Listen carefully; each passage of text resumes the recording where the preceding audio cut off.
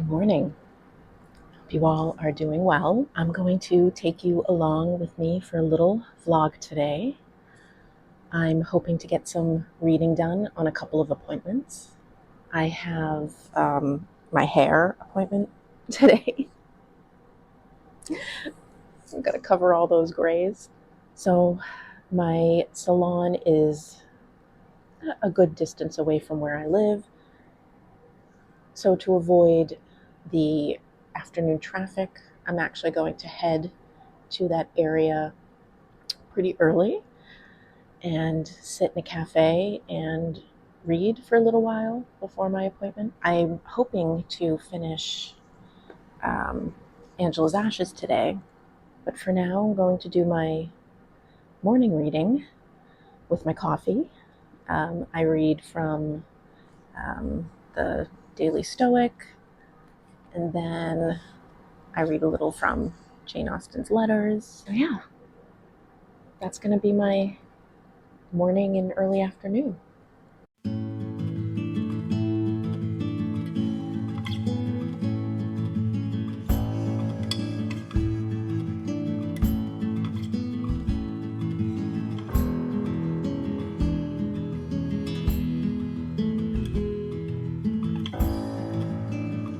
All right, so it's time to get going.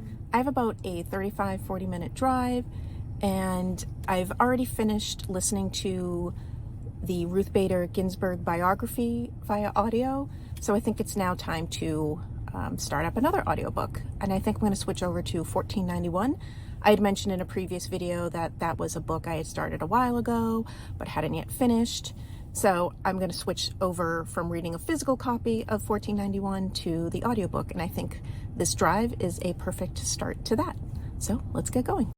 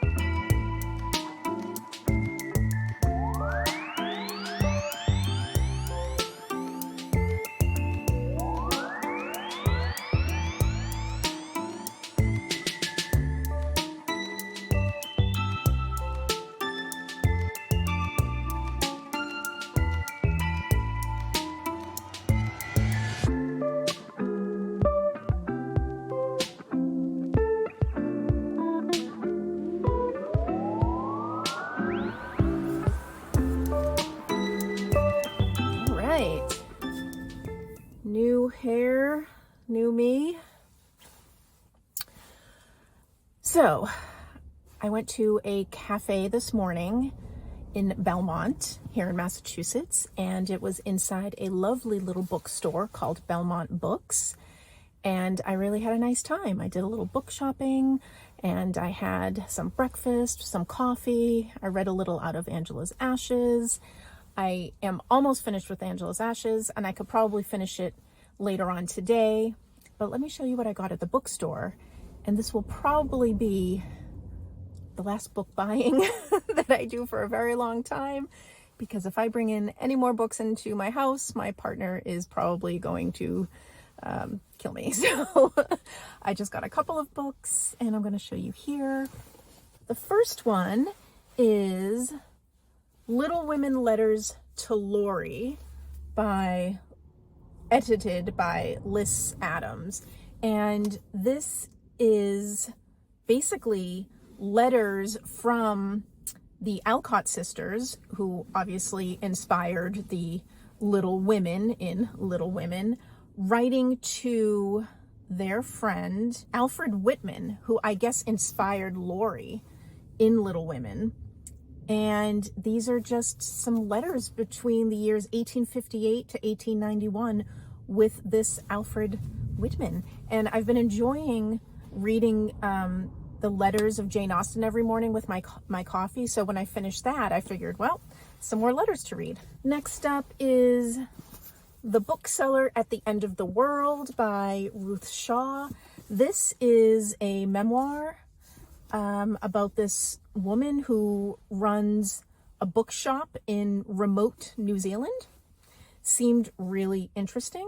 Looking forward to learning about running a bookshop. Then I picked up The End of the Affair by Graham Greene. Now, I have seen this movie. It came out, I think, in the late 90s with Ralph Fiennes and, oh my gosh, why am I blanking on her name?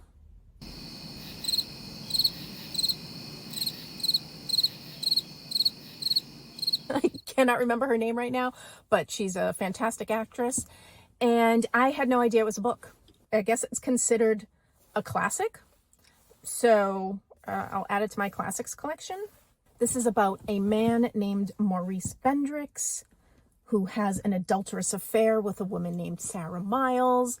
And after her death, he basically sits down to recount this adulterous affair. And last, I picked up The Literary Undoing of Victoria Swan by Virginia Pye. I believe Virginia Pye is a local Massachusetts author, and this is set in the Gilded Age Boston. So you've got that series on, I think, HBO called The Gilded Age, and that's set in New York. But Boston also had its own Gilded Age. Victoria Swan is a successful author of romance and adventure novels who becomes a champion of women's rights as she takes on the literary establishment and finds her true voice both on and off the page.